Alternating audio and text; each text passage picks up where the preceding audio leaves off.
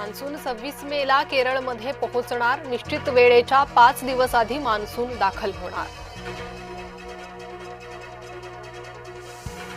आखाती युद्धाचा दणका बसलाच, गुरुवारी मध्यरात्री वाढले इंधनाचे दर। इंधन दरवाढीच्या विरोधात आंदोलने, लोकांची नाराजी, विरोधकांचे आंदोलन। मंत्र्यांचा खासगी विमान प्रवास वादात, मुख्यमंत्री वळले सार्वजनिक हवाई वाहतुकीकडे। हवाई इंधन महागल्यानं तिकीट दर गगनाला भिडले। एअर इंडियाचे दिल्ली ते मेलबर्न तिकीट 2,76,000. आखातात शांतता प्रस्थापित करण्यास भारत कटिबद्ध, संयुक्त अरब अमिरातीच्या अध्यक्षांना पंतप्रधान मोदी यांचं आश्वासन। नाशिकमधील कॉर्पोरेट जिहाद प्रकरण, 5ही आरोपींचे जामीन अर्ज फेटाळले। मंत्रालयाबाहेर आंबा काजू बागायतदार आक्रमक, पोलिसांकडून आंदोलकांची धरपकड। नीटची रद्द झालेली परीक्षा 21 जून रोजी होणार, केंद्रीय मंत्र्यांनी केली घोषणा। नीटची परीक्षा पद्धती बदलणार, पुढील वर्षापासून नीटची परीक्षा संगणकीय पद्धतीनं।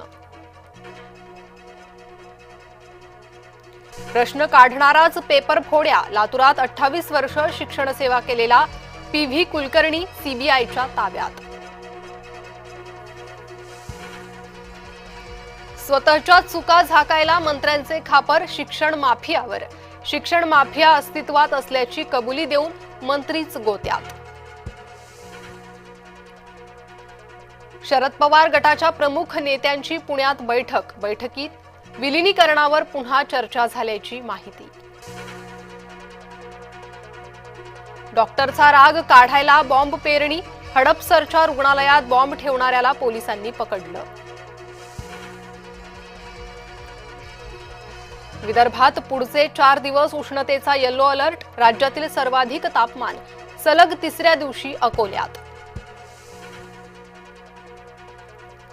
मुंबईत आजपासून 10% पाणी कपात लागू, धरणांतील पाणीसाठा घटल्यानं कटू निर्णय।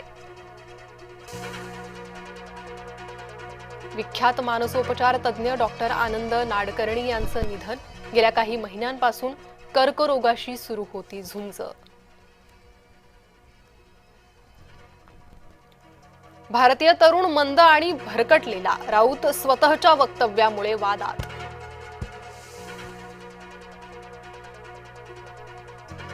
राज्यातील 10 कोटी मतदारांची फेरतपासणी, जूनच्या अखेरीस महाराष्ट्रात मतदार यादी शुद्धीकरण। मतदार यादी शुद्धीकरणाचा केरळम इथं काँग्रेसला फायदा, अमेरिकेतील परिसंवादात काँग्रेस नेता शशी थरूर यांची कबुली। उद्योगपती अदानींना अमेरिकेकडून दिलासा मिळण्याची शक्यता, अदानी दंड भरून लाचखोरीतून सुटू शकतात, अदानींसमोर ठेवण्यात आलाय प्रस्ताव। अदानी यांच्या सुटकेच्या शक्यतेनं राहुल गांधी अस्वस्थ, मोदी यांनी अदानींच्या सुटकेचा सौदा केला, राहुल गांधींचा हल्लाबोल।